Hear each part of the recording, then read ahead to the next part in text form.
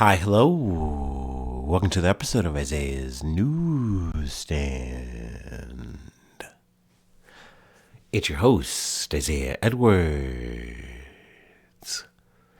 The date is February the 1st, 2026. Hopefully this episode finds you well, in good spirits and high hopes. As for me, I'm doing pretty good. Continued. No, yeah, obviously, this is same day, but I figured, hey, we had more news to cover, so I'd come back for a part 2, if you will, a little bonus, if you will. And, kind of makes up for, not doing an episode. Sometimes we do that. All right. So, yeah, no reason to prattle on about the, personal blog, blah, blah, blah. You know how my day went. So let's go ahead and do the startup, and let's go ahead and get right into it. We're actually starting, we're starting off heavy. We're doing some Epstein file update. Like I said, I was going to let the experts kind of dig into the files, go in, pull some details. And, essentially we're talking, I guess you could say, first wave of highlights from this last bit of the Epstein file dump. But, yeah, let's go ahead and, like I said, let's start up proper.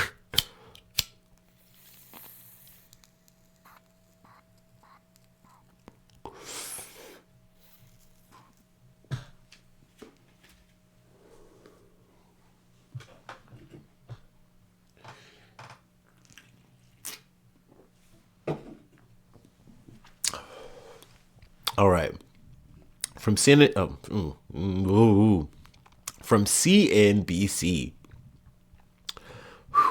Epstein files. Trump, Howard Lutnick, Steve Tisch among prominent names that appear in latest Justice Department release. The Justice Department on Friday released many more records from its investigative files on Jeffrey Epstein, resuming disclosures under a law intended to reveal what the government knew about the millionaire's financier's sexual abuse of young girls and his interactions with the rich and powerful. Now, we're going to skip ahead a couple times here, but I want to read most of the article. Epstein appears to have tried to connect the co-owner of the New York Giants with women. Steve Tisch, the co-owner of the football team, emailed back and forth with Epstein several times in 2013, and in some, they referenced women.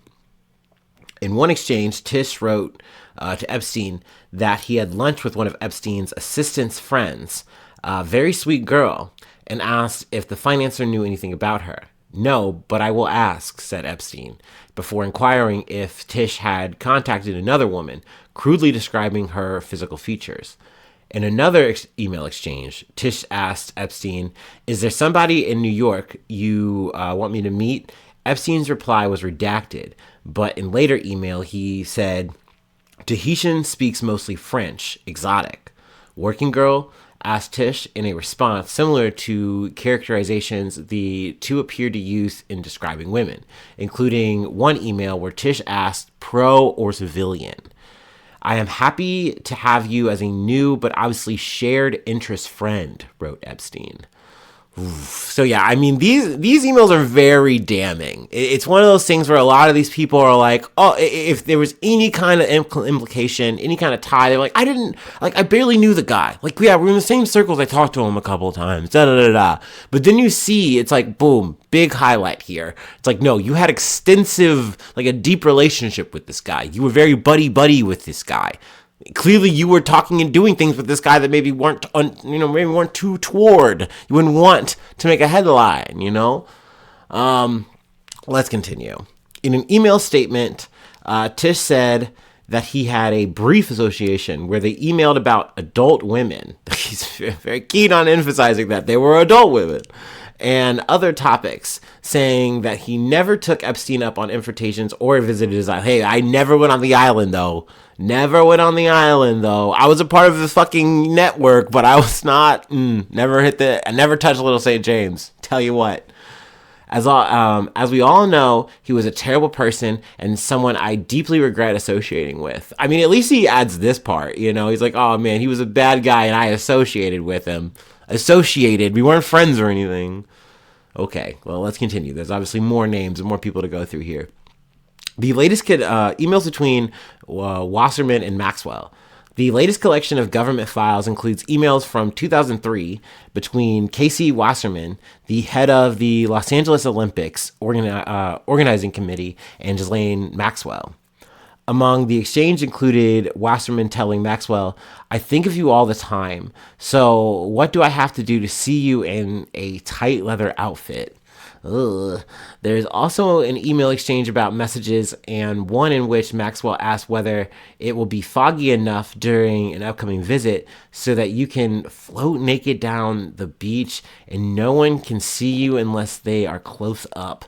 Now, can I remind you that I want to say this and just, I guess for later, how freaky these motherfuckers are just in general. Maxwell and Epstein. You know, like these are motherfuckers who are out and out freaks in general. You can catch them doing freaky ass parties and doing weird freaky ass shit in public. I need that noted for later because I have a fucking little side rant, a little side tiff. Obviously, there's a lot of fucked up shit about what they do, but anyway. Wasserman responds, or something like that. just clearly being freaky, just sending the weirdest fucking sex you can come up with via email, because I guess that's what we were doing in the aughts. In a statement released Saturday, Wasserman said, "I deeply regret my correspondence with Ghislaine Maxwell." My correspondence. It was just an online dalliance, you know. We were just sending messages back and forth, Sleepless in Seattle style. We never consummate. Okay, like, come on. Whatever. Which he said occurred long before her horrific crimes came to light, because he had no knowledge of it, of course. "I never had a personal or business relationship with Jeffrey Epstein, as well as is well documented. I went on a humanitarian trip as part of a delegation with the Clinton Foundation in 2002 on the Epstein plane." You know, once again, it's just overlap, okay? Sometimes birds of a feather wind up flocking with the pedophile. Oopsie. "I am terribly sorry for having any association with either of them." And he's so sorry. Mea culpa. Slovakian official resigns. The fallout from the release of the files already includes the resignation of a top official in Slovakia, Miroslav Lajak. I'm just fucking it up. Whatever. Lajak. It's not Lecoq. Whatever. But I mean, anywho, who once had a year-long term as president of the UN General Assembly. Robert Fico's.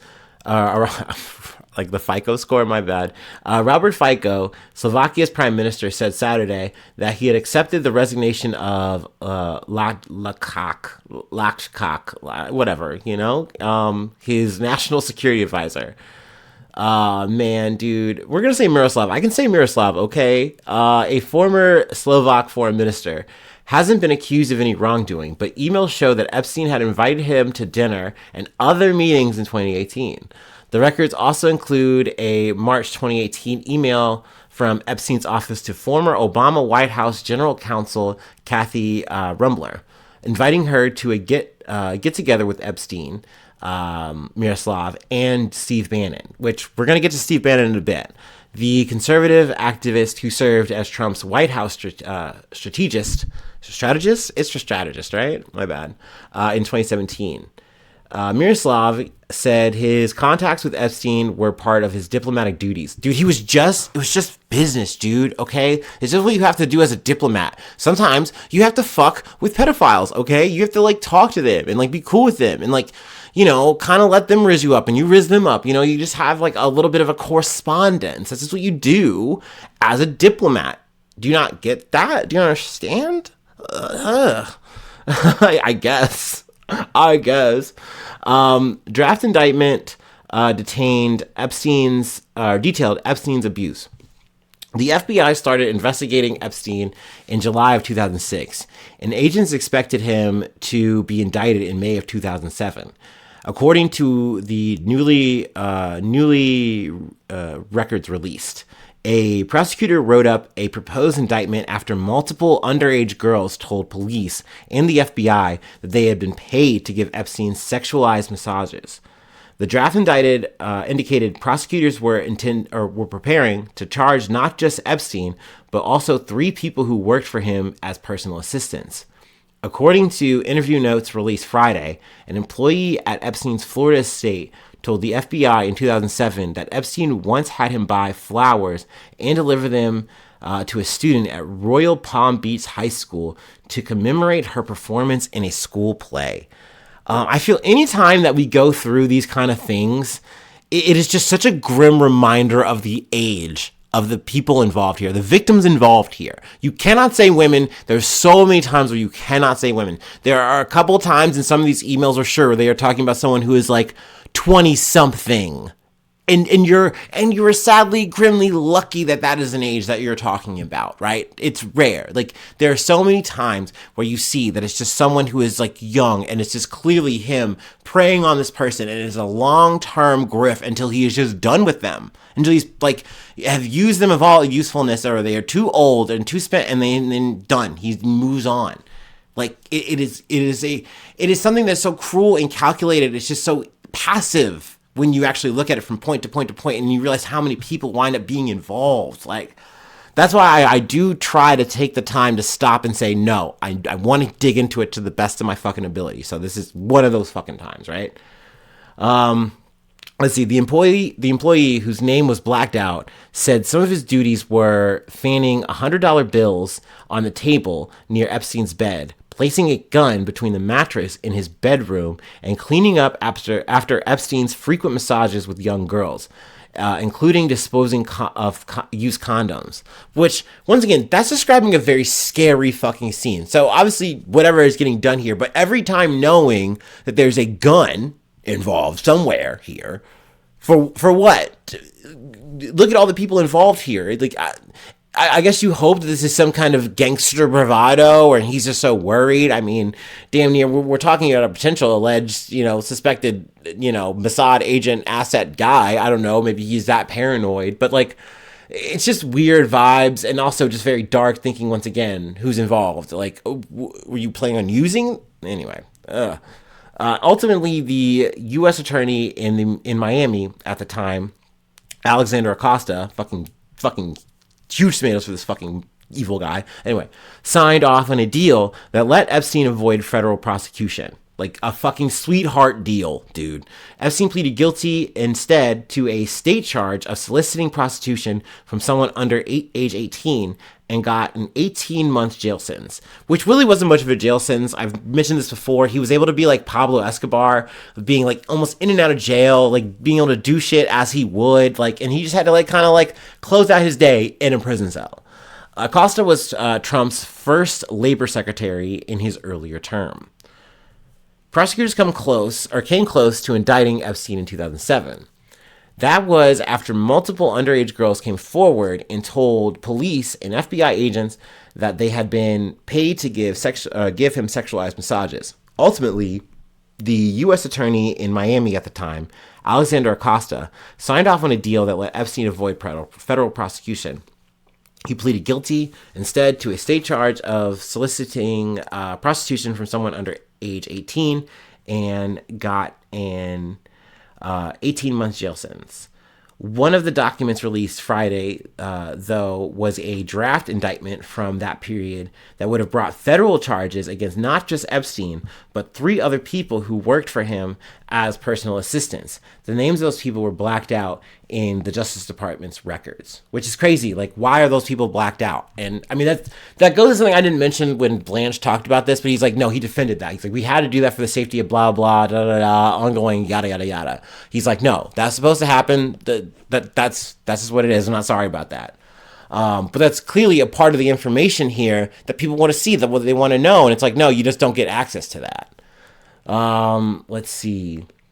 The draft indictment said those people were part of a conspiracy to recruit underage girls to perform lewd acts with Epstein, summon them to his house by phone, and then pay them for their services.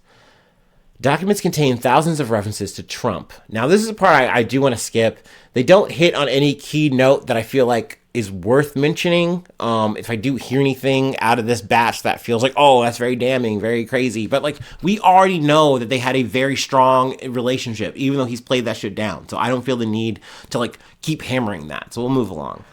Draft indictment detailed Epstein's abuse. The FBI started investigating Epstein in July of 2006, and agents expected him to be indicted in May of 2007, according to the newly released records. A prosecutor wrote up a proposal indictment after multiple underage girls told police and the FBI they had been paid to give Epstein sexualized massages. The draft indicated prosecutors were preparing to charge not just Epstein. This is pretty redundant, so we're going to skip ahead here. Okay, this is part of the thing that this gave me a little bit of a tick, a little bit of Epstein Maxwell had extensive rules and duties for staff. Among the documents released Friday was a 58-page manual that dictated staff etiquette and duties in his Florida mansion, ranging from how to interact with Epstein and Maxwell to what to stock in their bathrooms. Remember that you see nothing, hear nothing, say nothing. Expect to answer a question directed at you. Respect their privacy, the manual says. Staff were banned from addressing Epstein, Maxwell, and their guests with their hands in their pockets and from saying, yeah, sure, no problem, you bet, gotcha, right, and I don't know. They also could not talk about the weather or any subject unless asked. There's something about that is so fucking annoying to me, that these people have the audacity to think that there's some kind of aristocratic class, that you should address them and talk to them in a certain kind of way. How dare you use like a fucking idiom while you're addressing them? How dare you act and be casual? Motherfucker, you're in some like Calvin Klein and some fucking jeans, bro. Shut the fuck up. You're the craziest freaky pedophile ever, bro. And you got your fucking madam assistant friend, girlfriend, whatever, trying to float naked down the fucking river. Shut the fuck up, man. Fuck you.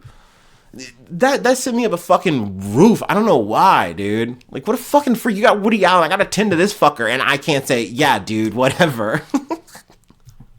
Like, shut up, man. The audacity of these fucking monsters. I don't know. That really that threw me for some reason.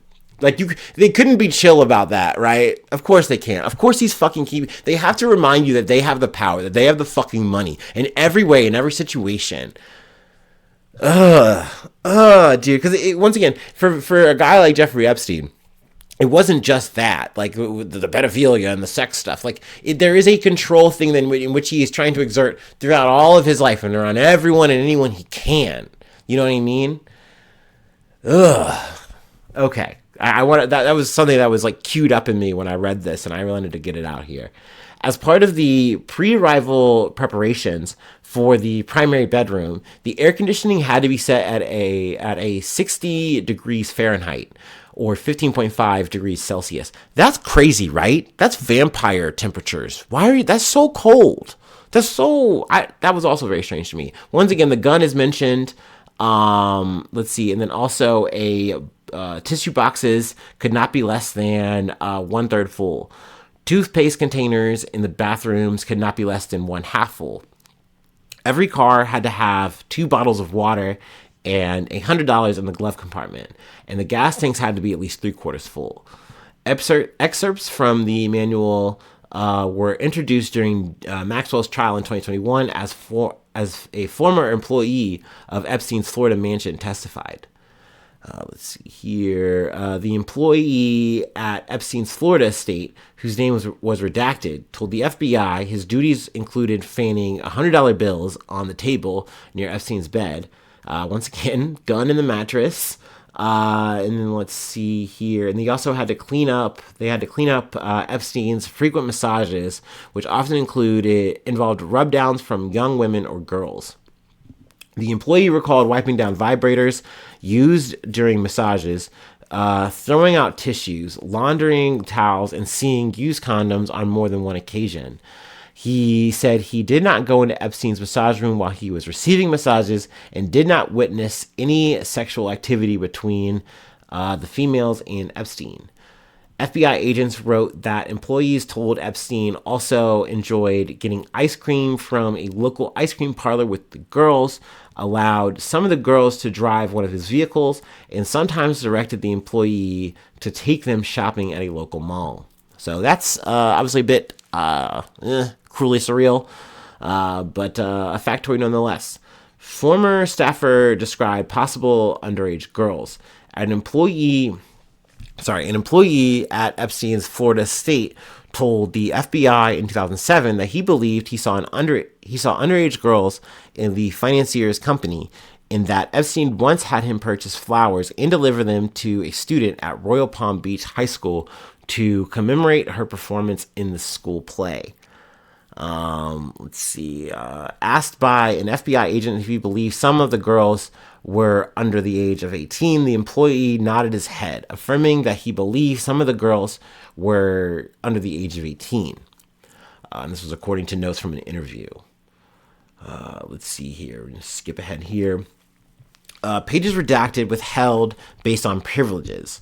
In a letter to Congress, Deputy Attorney General Todd Blanche noted that tens of thousands of files have been redacted or withheld due to legal privileges, such as protecting attorney-client privileges, attorney-client work communications. Let's see here.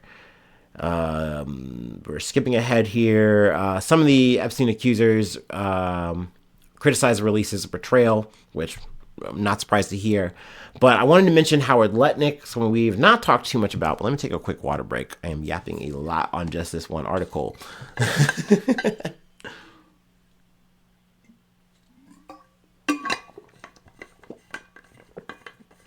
All right. On one occasion in December 2012, Epstein invited Lutnick to his private island in the Caribbean for lunch, according to documents released on Friday. Lutnick's wife, Allison Lutnick, enthusiastically accepted the invitation and said they would arrive on a yacht with their children. You bring your kids to that shit? On another occasion in 2011, the two men had drinks according to a schedule shared with Epstein. This is also worth noting. This is U.S. Secretary of Commerce Howard Lutnick. Lutnick has tried to distance himself from association with Epstein, saying in a 2025 interview that he cut ties with the sex offender decades ago, calling him gross. He's so gross. Ooh, yucky, yuck. It's like you were trying to hang out with him with your fucking kids, dude. You, your wife, your whole fucking family, bro. What, you gonna make a fucking postcard? Anyway, steady stream of texts between Epstein, Bannon. The documents contain hundreds of friendly text messages between Epstein and conservative activist Bannon in the months leading up to Epstein's suicide in August 2019. Bannon, who served as Trump's White House strategist, I don't know why I keep wanting to say it so funky, strategist, earlier in the president's first term, bantered over politics with the financier, discussed get-togethers with him over breakfast, lunch, or dinner, and on March 29th of 2019, asked Epstein if he could supply his plane to pick him up in Rome. Is it possible to get your plane here to collect me? Now, I want to make this aside. I feel like I've made this point before, and I've made this reference from what I've listened to from TrueAnon, who have gone pretty deep every time there's been like a tranche release, of Epstein files, whatever. It seems the relationship between Epstein and Bannon was weird. And I mean it was weird in the sense that, it seemed like Epstein, looked up to Bannon. He wanted to impress Bannon. They were the kind of besties that had the sort of, mentorship. And, he wanted to kind of, be like dude and, have, the same kind of points and, exchange, how we were, taking over the world, bro. We're hitting it from, both sides, kind of, man. It's crazy. That's how their emails kind of read. And that's just what we had access to. There would be times where they would just be like, okay, clearly we're talking about some serious shit. Let's not keep typing about this. Let's take this off and talk on the phone or something. So it's weird that this has all been a thing that people know about, but yet don't really seem to care about in the MAGA sphere. They still fuck with Bannon. They still tune into the fucking war room. They don't fucking care. It's very strange to me. But, I mean, they go through that here. We'll kind of say details, but it definitely worth reading and worth, clicking if you want to actually get the meat of it. Let's move on to Elon Musk, though. Elon Musk emailed Epstein about visiting Ireland. The billionaire Tesla founder reached out to Epstein on at least two separate occasions to plan visits to the Caribbean island where many of the allegations of sexual abuse purportedly occurred, according to email chains included in Friday's document release. In a late November 12th exchange, Epstein inquired how many people Musk would like flown by helicopter to the island he owned, Little St. James, in the U.S. Virgin Islands. Probably just Tallulah and me, Musk responded, referencing his partner at the time, actress Tallulah Riley. What day night will be the wildest party on our island?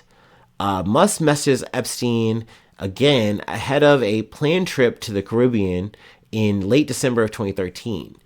We'll be in the BVI St. Bart's area over the holidays, he wrote. Is there a good time to visit? It's just crazy how it's like clearly bro wants to go to the party. He wants to like bring his girl to the party. He wants to hang out. He wants to vibe. He wants to fucking get a little weird. Epstein responded by extending an invite for some time after the New Year holiday. Play it by ear if you want, he wrote. Always space for you. I will come and get you, Epstein wrote in a follow-up email. It's not immediately clear if the island visits took place. Spokespersons for Musk companies Tesla and X didn't immediately respond to emails seeking comment Friday. Musk has maintained that he repeatedly turned down the disgraced financier's overtures. Epstein tried to get me to go to his island, and I refused, he posted on X in 2025 when House Democrats released a Epstein calendar with an entry mentioning a potential Musk visit to the island. We've also seen pictures with him and Ghislaine. Like, brother, clearly you were buddies with this motherfucker. You wanted to hang out with this motherfucker. You wanted to party with Cardi, bro. Shut the fuck up.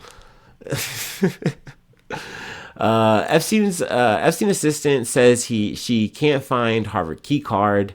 Epstein gave billions of dollars to research projects associated with Martin Novak, whatever, a university math professor, in a 2018 email. Epstein assistant Leslie Groff asked someone about a missing key card for Novak's office.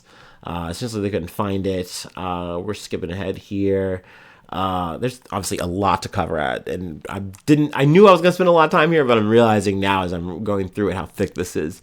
Jail officials used ruse to remove Epstein's body. This is pretty interesting, I felt. Epstein was arrested on federal sex trafficking charges in July of 2019 and found dead in his cell just over a month later. The latest batch of documents includes emails between investigators about Epstein's death, including an investigator's observation that his final communication doesn't look like a suicide note. Multiple investigations have determined that Epstein's death was a suicide. To draw attention away from large media presence outside the jail after Epstein's death became known, officials concocted a plan.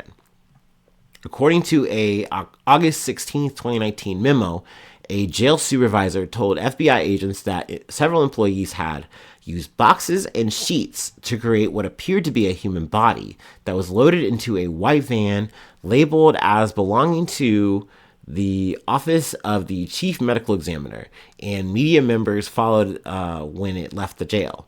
But Epstein's actual body, according to interview notes, was loaded into a black vehicle which departed unnoticed. As with many of the documents released Friday, names were blacked out, so the identities of the jail employees were not visible. Like, what the fuck? Like, that's so weird. And the fact that you're adding redactions there and trying to defend that, like, once again, this is reasons why people are like, no, dude, you didn't give us everything. You didn't give us anything in some ways. Like, you're just giving us more shit to chase, if anything. U.S. Embassy, a go-between for Epstein investigators. The files also include correspondence between the Justice Department and officials at the U.S. Embassy in London, which acted as a go-between with officials in the United Kingdom.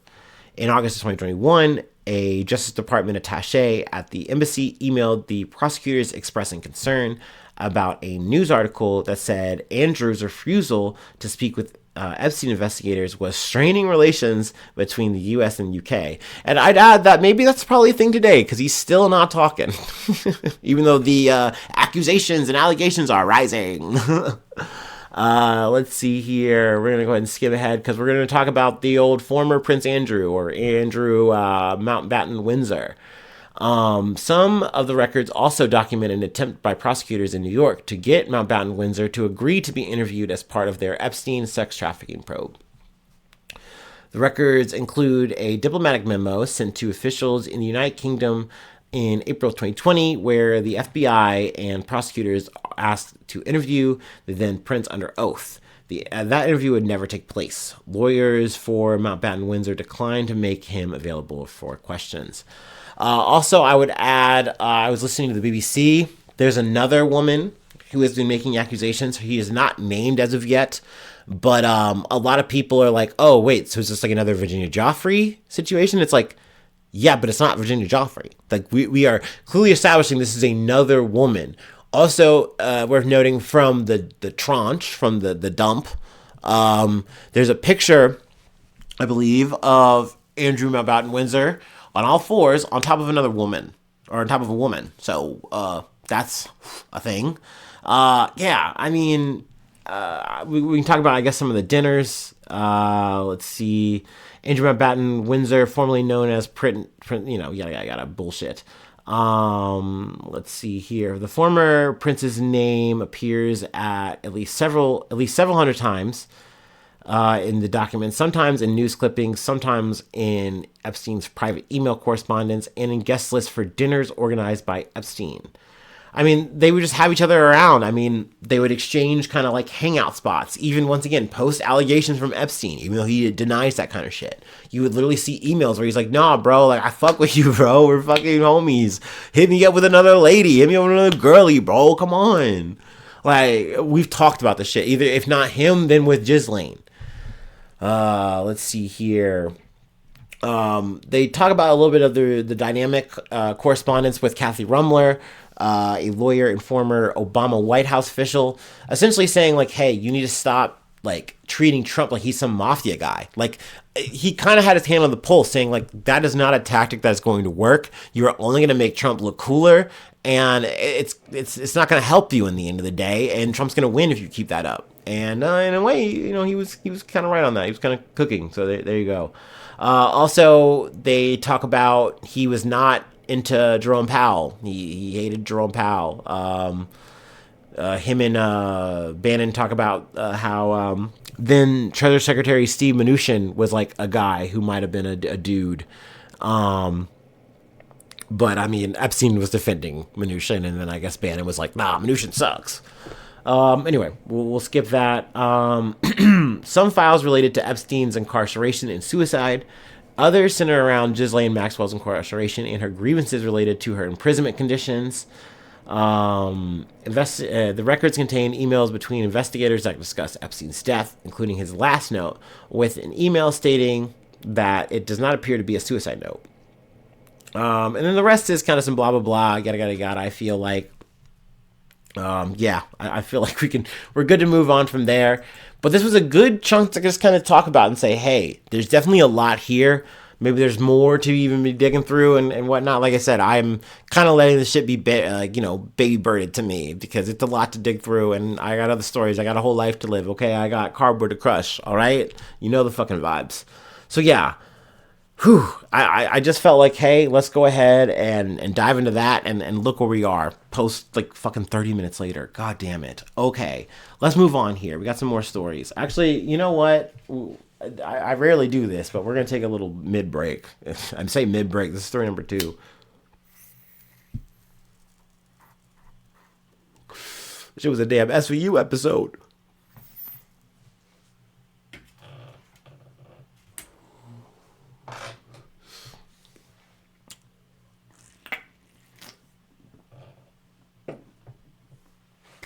Okay. Shake off the demons. All right. From the BBC. Boy, 5, and father, detained by ICE, returned to Minnesota after release.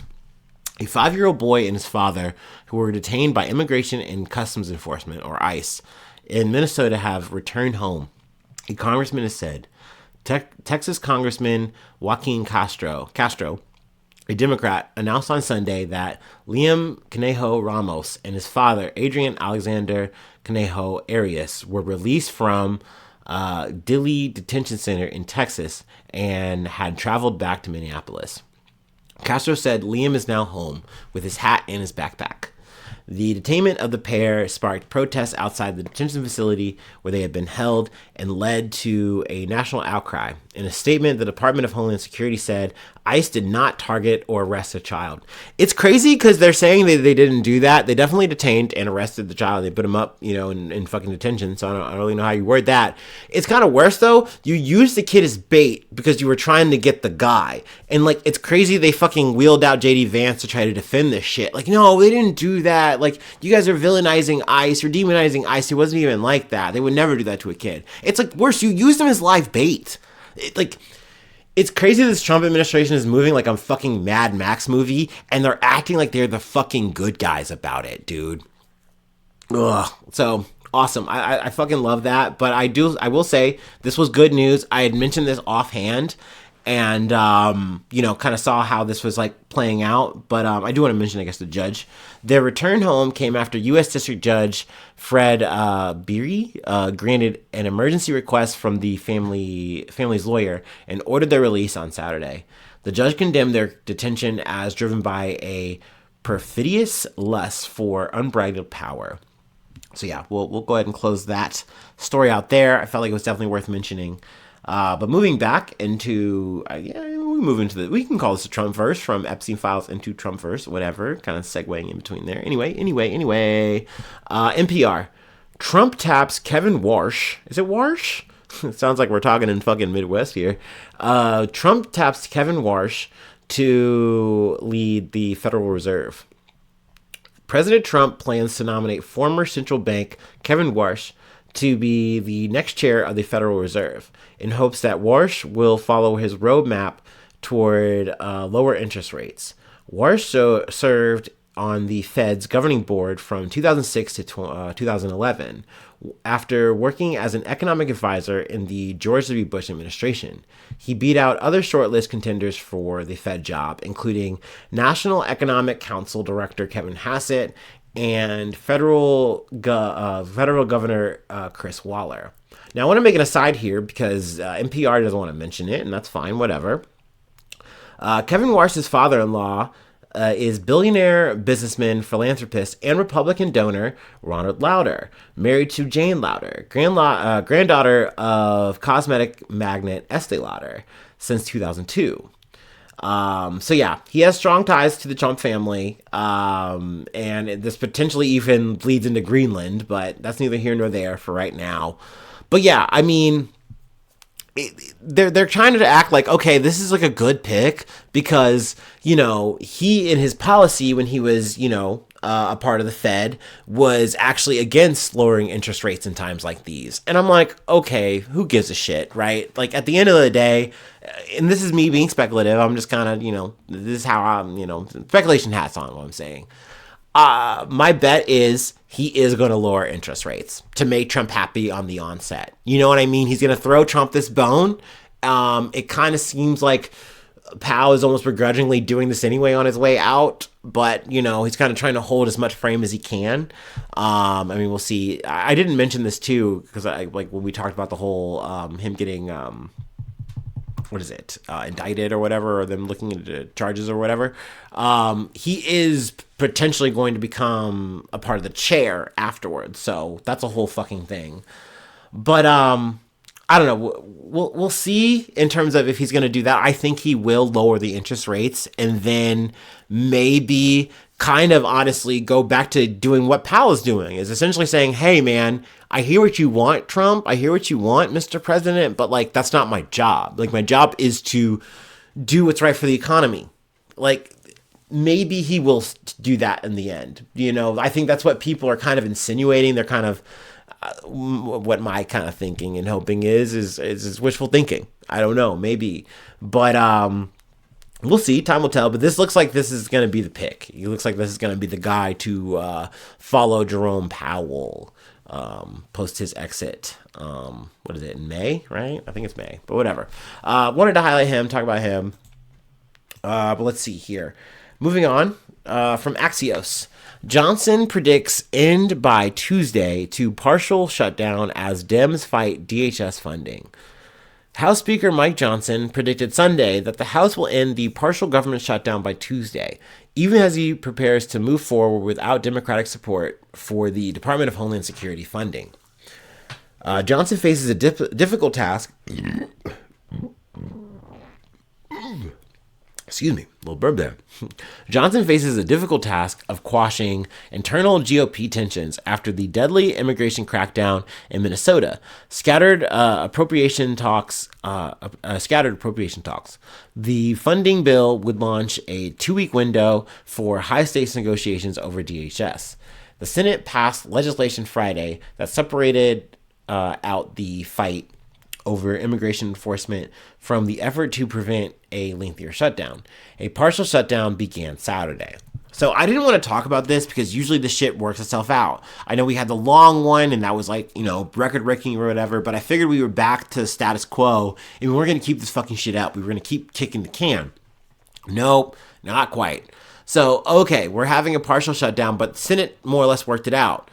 Now we are in a situation where it's seemingly like, yeah, Senate worked it out. The House might have some issues, but it's going to be from the Democrats, quote unquote. Hakeem Jeffries is essentially saying a 2-week stopgap for DHS isn't enough. He wants to see more. And this all sounds well and good. Like, don't be wrong. I would love to live in this hypothetical world, this dreamlike world where I could believe in someone like Hakeem Jeffries. But this is the same fucking Congress that has along the whole fucking way approved ICE. And now all of a sudden it's like, oh, well, Trump's using it to its full fucking extent. Oh, well, now this is too much. We got to do more to actually rein him in. Okay, looks at watch. So it's a little fucking too late now. Oh, it's been a little too late. Motherfucker, what are you talking about? They are doing this shit for fucking political points. He's doing this shit to set himself just a little bit to the left of a Chuck Schumer. Because he copped out and said, yeah, let's just fucking make a deal. And it's like, oh, yep, see, that's Chuck Schumer. He stayed doing that shit. Motherfucker, you're going to make the same fucking deal. I want to guarantee it. I almost want to put that shit on Polymarket, goddammit. But, nah, he might fucking twiddle his thumbs or, sit on it a little bit. But, once again, these motherfuckers are going to come along. These motherfuckers are going to toe the line. They always fucking do. So we'll keep you posted. I'll keep you posted. I at least wanted to talk about it. But yeah, let's talk about motherfuckers. Let's talk about these fucking Democrats who love gumming up the worst. These politicians who say they're going to do us some good.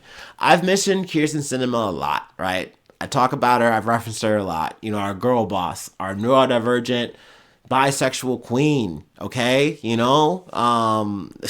did a lot. She did a lot for America, okay? And so what if she took a little bit for her? If she took a little bit for her and she took a little time to find some love. She lived, she laughed, and she loved, okay? And it's crazy that it's coming back around. It's coming for her. I wasn't going to talk about it. I didn't plan on it. But goddamn, The Guardian just gave me a perfect story to run with, and I said, okay, I'm going to read it. I gotta read it and I gotta talk about it. So this is gonna be our last story. And I mean, this is for me, low-key. This is a treat. So let's go ahead and take our last break and we'll close it out with our girl boss, our girl queen, dude. All right, Kirsten Sinema.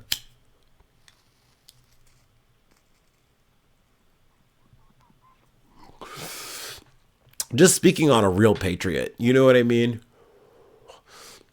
Who put on her high heels and walked for us, okay?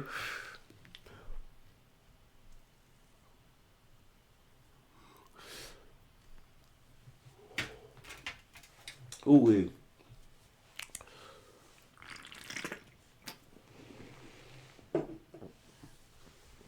Okay. Like I said, last story is from The Guardian. Kirsten Sinema gave $9,000 to man she's accused of having an affair with. She keep it juicy. A man identified in court filings as having an affair with former Senator Kirsten Sinema received almost $9,000 from Sinema's former campaign committee in October, according to newly filed documents. The filings come just weeks after the man's estranged wife accused Sinema of wrecking their marriage. According to a report from Not Us, which cites a newly filed Federal Election Commission, or FEC, document, the recipient was Matthew J. Amel, who worked as a security guard for Sinema. He was paid $1,815.91 on October 15th and $7,136.14 on October 31st, and payments listed as payroll, according to a filing submitted on Saturday by Sinema for Arizona. I want to stop right here. Just hit the record real fucking quick. Matthew J. Amel. I did not look up this man. I really don't like to do too much visuals. I don't know. I'm very audio coded. I'm very podcast minded. So I like to let the story illustrate for myself, and I don't really need it unless it's just given to me. This was a time where I wanted to look up this man. And boy howdy, I was really rewarded for it. Because, I'm no body language expert, but I've lived a life. Okay, for right, for wrong, for good, for ill, I've lived a life, and I will say that much. Okay, I look up the picture for this guy because I want to know. By the time I'm reading this article and I'm getting this, and plus I've listened to some TrueAnon and I've gotten some extra tea, so I was just too curious what this man looked like. I look him up, and I gotta say my first assessment, and I also, given my assessment of Greg Bovino, it was a little off, maybe a little charged, but anyway, I would say. Amel kind of looks like a American Midwestern Kroger brand Prince Harry. Maybe I'm wrong for saying that. He's got a little bit less hair. He looks a little tougher. Okay, you're not bullying that guy, all right? Okay? No way, Prince William, get off me. He would never. But anyway, the picture I saw, it was a picture of him in a room talking for some fucking reason. I don't know why. I didn't get the tea or the details there. It was paywalled by Arizona.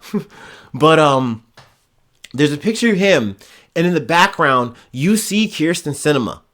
And the way she is smiling at him is giving my man. It's giving my man. Like, I'm sorry. You can say I'm overreading it. You can say I'm being speculative. But you please look it up and let the Google search, let it show you who that man. You will see Kirsten Sinema. You will see him. And his little plaid flannel, whatever the fuck. Okay? She was in love with that man. She was digging it nasty with that man. She was in Arizona making it stank for that man. I'm sorry. Okay, let me continue reading. I just had to say that. FEC records show that between July of 2024 and October of 2025, Amel received a total of more than $128,000 from Sinema for Arizona and a separate political action committee tied to the former senator.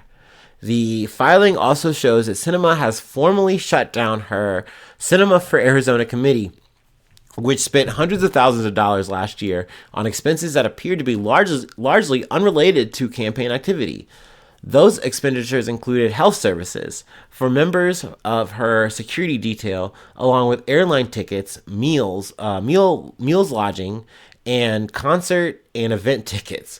The spending occurred after Sinema left office in January of 2025 and followed her unusual late-term expenses, including hotel stays in Saudi Arabia and gifts from Taylor Swift's official merchandise store. I mean, once again, she is girl bossing. Dare I say, I know I said we weren't maxing, but we are girl maxing, dude. Girl boss maxing right now.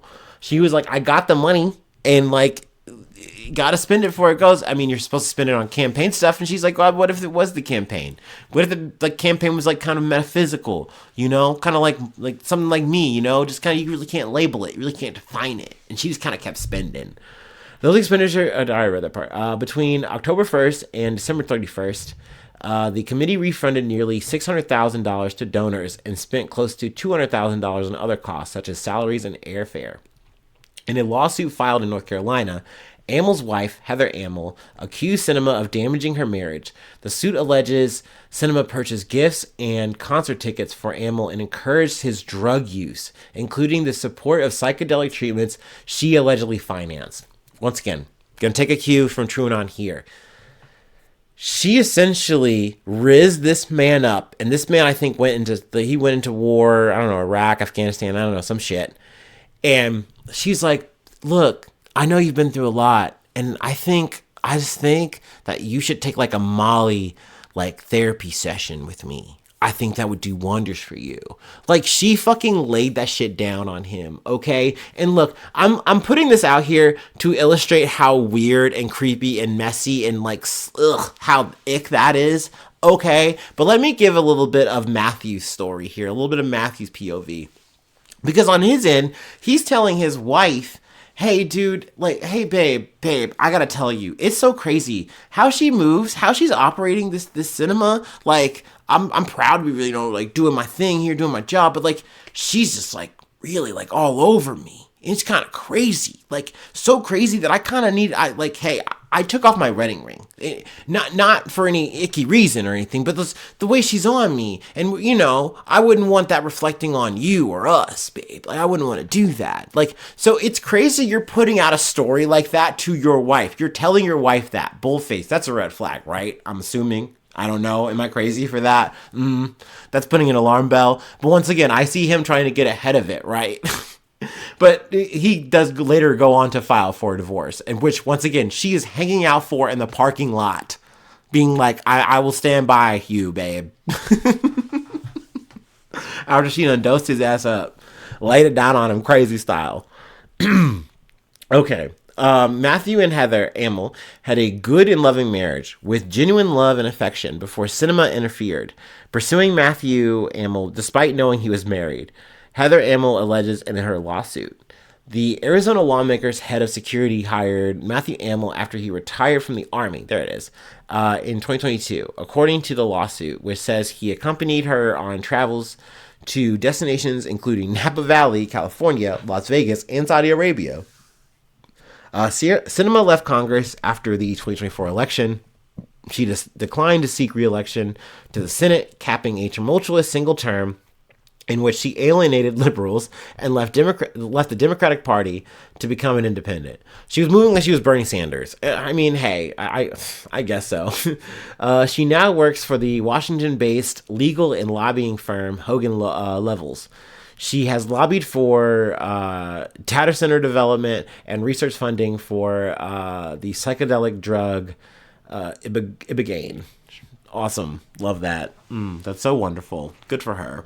So yeah, a certain kind of karma, I guess you could say, that she at least has to deal with this fucking lawsuit. And yeah, I hope she pays it in full. I don't know. Not obviously with Arizona money, God damn it. It's a shame that the people kind of got filtered on that, got washed. But so it goes. But yeah, that's it. That's all I have for today. That's it. And it's still Sunday, so I won't chill. So there you go. Hopefully I see you soon for some more good news. I love ya. Bye-bye. Mwah.